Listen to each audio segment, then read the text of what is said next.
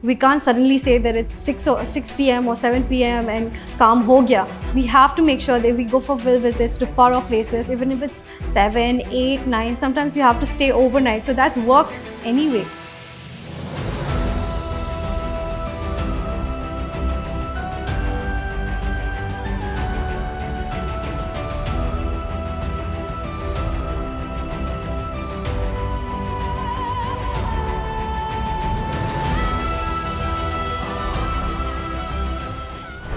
Hello everyone, welcome to Officers on Duty. I'm Pooja Elangbam, IAS 2018 batch. I'm currently posted as SDO Porumpat, Imphal East.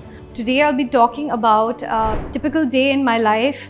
So I start my mornings at 6:30. I wake up and I try to go for a run. If not, then I do yoga for at least 30 minutes. I think it's very important to start your day refreshed, and I like to meditate for a few minutes so that I can focus on what I want to do for the rest of my day. After that, I meet my family, my husband, my in-laws, and we try to have breakfast together.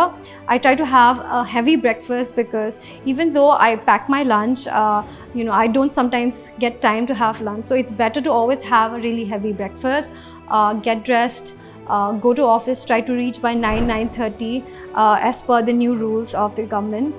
And so start off with work. The early mornings I usually kept for dark work, and I go through the kind of files and petitions and representations people have filed and what kind of problems they're going through. Sometimes the public themselves come to explain certain specific problems, and after that, if we have hearings for that day, then we start with the hearings from 11 o'clock, and the people come, they talk about their grievances. I hear both parties and try to give a decision according to the rules and laws.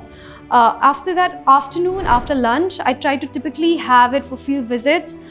So the field visits usually is with regard to say conservation of paddy land, which is an issue in Manipur because a lot of the paddy land has been converted illegally to homestead land or for commercial purposes. So we want to preserve it as paddy land, and we also try to work under the Floodplain Zoning Act, where there's a lot of encroachments near the river, which is not allowing the rivers to function properly. I tend to typically go for inspections for that and to see if these people are genuine or not, and if they have genuine patta or if they can be relocated somewhere else. Sometimes it's genuine cases where these are homeless people and they can actually apply for allotment of land somewhere else. Otherwise, it can be sometimes the sand mafia, contractors who are actually mining these riverbanks for commercial purposes illegally without any license. So we try to take action on that by serving them notice and giving them time to evict. So I think it's the work as an SDO requires us to do a lot of these law and order activities of inspections. I also go for inspections of schools and Anganwadis to see if they are functioning well, and especially primary health centers.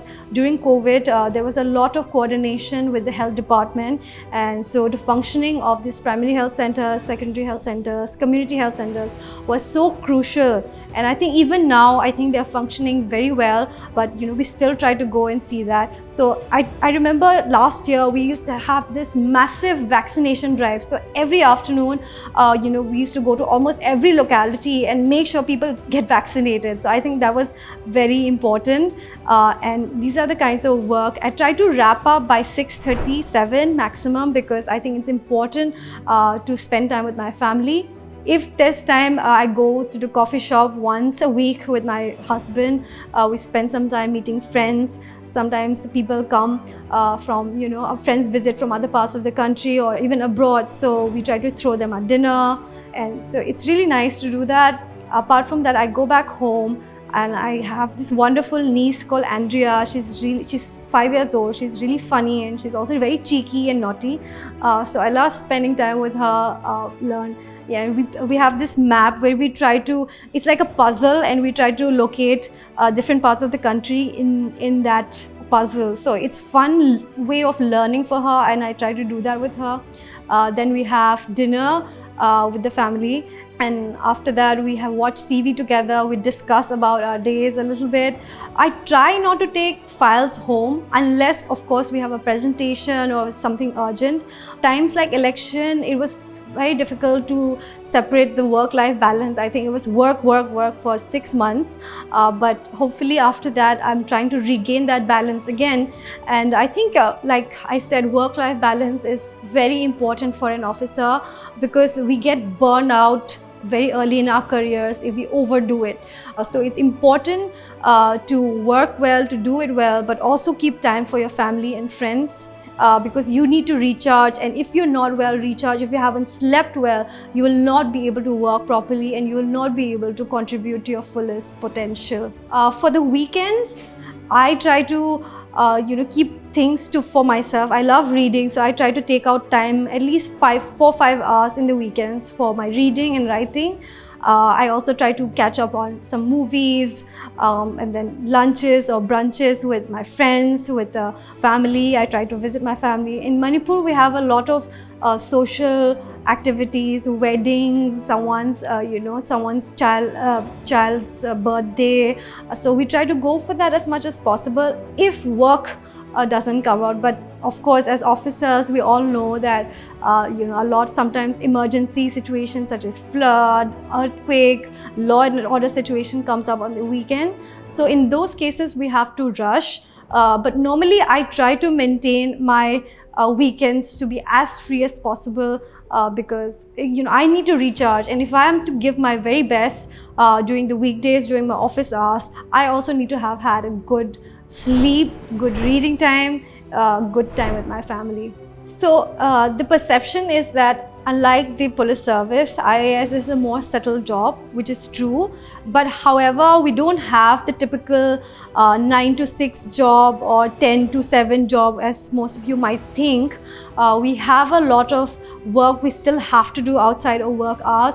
Our field visits sometimes takes us to very far off places, so we can't suddenly say that it's 6 p.m. or 7 p.m. and kaam ho gaya. So we have to make sure that we go for field visits to far off places, even if it's 7, 8, 9. Sometimes you have to stay overnight, so that's work anyway.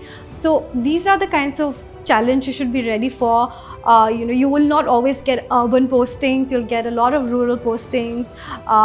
There might not be cafes and movie theaters, shopping malls in the places you are in. So you have to be ready to sacrifice a lot of these modern amenities if you are there. And sometimes your offices can be many years old, you might not have funds to repair the office. So all these things happen, and you have to take it in your stride, because ultimately you are serving the people. You're a government servant, you have to serve people. So whatever situation you are put in, learn from it, because you will not be there for very long. Our postings are there maximum 2-3 years, and you will go in a different department, get promoted, go to the center for central deputation. You can even go abroad, study, work there. So you'll get a lot of opportunities. So learn from every chance you get. Sometimes it might be hard, but I think if you can convert that into something positive and you can actually help people along the way, there is nothing like this job. So all the aspirants out there,